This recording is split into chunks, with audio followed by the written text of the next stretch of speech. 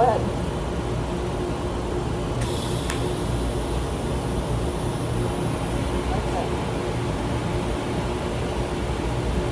My name is Cheryl, and today's Safety Minute is brought to you from the wonderful world of welding. Today we're going to talk about safety with your welding helmet and how not to do the head flip. We'll be right back. As the day carries on and you start welding different things, the very easy thing to do to bring your shield back down is the head flip. Malin here, who's one of our welder extraordinaires, understands the reason of why we do not do that. Sure, it seems easy, sure it doesn't take much time.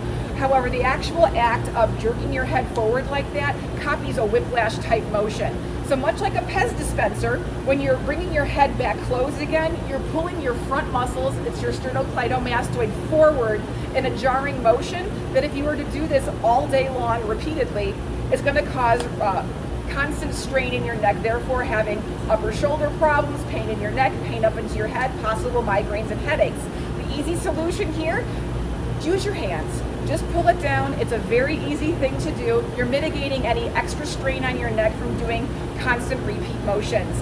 Again, this is my sidekick Malin, our wonderful welder, and my name is Cheryl, brought to you by DORN Company's Safety Minute.